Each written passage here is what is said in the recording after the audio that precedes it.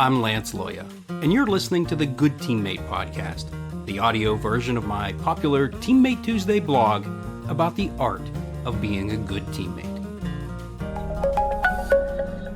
Season 7, Episode 2, How to Deal with Manipulative Teammates. This past weekend, I spoke at the American Jailers Association convention.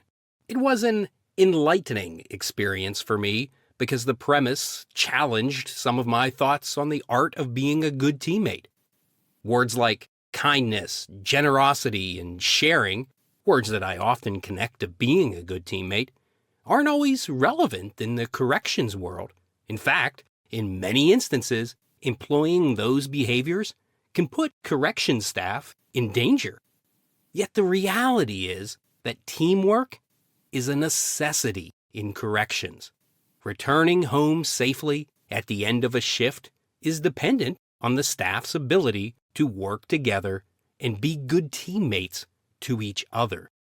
One of the topics that got a lot of attention during our discussions at the conference was manipulation. Corrections officers must always be aware of the omnipresent risk of inmate manipulation. Manipulation is a relationship between two parties that result in a gain for one and a loss for the other.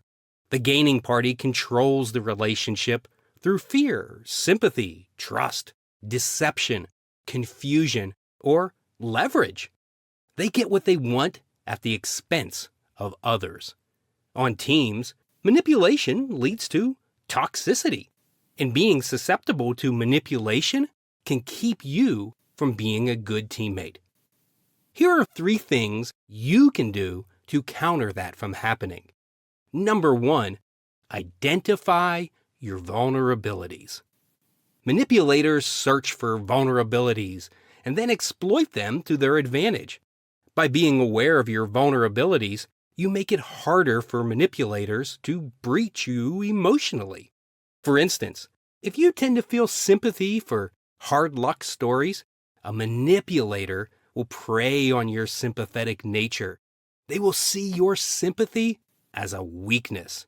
They will get you to feel bad for their situation and then coerce you into doing something to benefit them. Knowing where they are most likely to attack eliminates the element of surprise. Number 2, set boundaries. Learn the value of saying no. Don't feel obligated to automatically acquiesce to their every request. Manipulators will continue to pursue you if they pick up on even a hint of reluctancy on your part. Less than definitive responses like, "Let me think about that," or "I'm not sure I feel comfortable with that," keeps open the possibility of you becoming receptive to their wishes. Along those same lines, don't preface shutting them down with an apology. Manipulators know how to play the victim. Starting your response with, "I'm sorry, but," creates an opportunity for them to shift their strategy and perpetuate the manipulation. Number 3, hold true to your core principle. Being a good teammate means you consistently respond by choosing what's best for the team over what's best for you as an individual. That guiding principle should supplant whatever response the manipulator is trying to elicit from you. Empathy is an important component of being a good teammate. Empathy can lead to sympathy, but it can also lead to tough love and to holding your teammates accountable. Sometimes your empathy will move you to comply with a manipulative teammate's requests. Sometimes it won't. Either way, your response shouldn't come because of the manipulator's actions. It should come because of your commitment to doing what's best for your team. A firm adherence to your core principle puts you in control of manipulative relationships.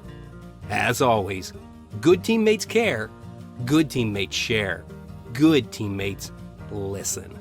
Go be a good teammate.